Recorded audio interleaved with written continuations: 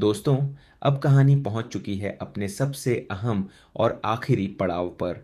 संजय सिंघानिया की जिंदगी कभी बिल्कुल अलग हुआ करती थी। एक सफल बिजनेसमैन होने के बावजूद उसकी जिंदगी में सबसे खूबसूरत बदलाव तब आया जब उसकी मुलाकात कल्पना से हुई। कल्पना को शुरुआत में संजय की असली पहचान के बारे में पता नहीं था, लेकिन धीरे धीरे दोनों एक दूसरे के बेहद करीब आ गए। संजय अपनी असली पहचान बताकर कल्पना के साथ एक नई जिंदगी शुरू करना चाहता था, लेकिन उससे पहले ही सब कुछ बदल गया। कल्पना एक ऐसी घटना की गवाह बन जाती है जो उसे गजनी और उसके लोगों के सामने ला खड़ा करती है। इसके बाद गजनी कल्पना पर हमला करता है। संजय उसे बचाने की कोशिश करता है, लेकिन वह कल्पना को नहीं बचा पाता। इसी हमले में संजय भी गंभीर रूप से घायल हो जाता है।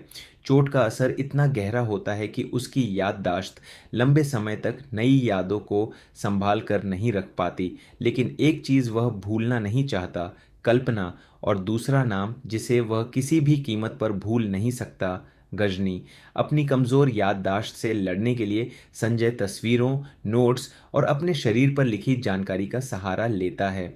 हर तस्वीर, हर नोट और हर निशान उसे एक ही मंजिल की तरफ ले जाता है, कल्पना के साथ जो हुआ उसका हिसाब।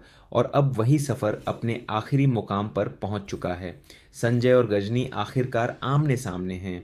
एक तरफ गजनी की ताकत और उसके आदमी हैं, और दूसरी तरफ संजय का गुस्सा, दर्द और कल्पना की याद। ये लड़ाई संजय के लिए सिर्फ बदला लेने की लड़ाई नहीं है, ये उस इंसान के लिए आखिरी लड़ाई है जिसने उससे उसकी ज़िंदगी का सबसे खूबसूरत हिस्सा छीन लिया था। भले ही संजय की यादें बार बार उसका साथ छोड़ देती हैं, लेकिन कल्पना से जुड़ी भावनाएं उसके अंदर अभी भी जिंदा हैं। और आखिरकार लंबे संघर्ष के बाद संजय अपने मकसद तक पहुंच जाता है। गजनी का अंत हो जाता है, लेकिन बदला पूरा होने के बाद भी संजय को उसकी पुरानी ज़िंदगी वापस नहीं मिलती, क्योंकि जिस इंसान के लिए उसने यह पूरा सफ़र तय किया, कल्पना अब उसके साथ नहीं है।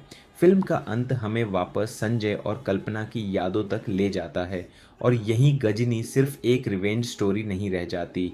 ये एक ऐसी प्रेम कहानी बन जाती है जिसमें यादें मिट सकती हैं, लेकिन किसी इंसान के लिए महसूस किया गया सच्चा प्यार इतनी आसानी से नहीं मिटता। संजय शायद अपनी ज़िंदगी की बहुत सारी बातें भूल जाए, लेकिन कल्पना ने उसकी ज़िंदगी में जो जगह बनाई थी, उसका एहसास उसके अंदर कहीं ना कहीं हमेशा मौजूद रहेगा। और इसी इमोशनल नोट के साथ गजनी की कहानी ख़त्म होती है। अगर आपने गजनी देखी है तो कमेंट करके ज़रूर बताइए, आपके हिसाब से फ़िल्म का सबसे इमोशनल सीन कौन सा था। और ऐसी ही फिल्मों की कहानी और एंडिंग देखने के लिए चैनल को सब्सक्राइब करना न भूलें।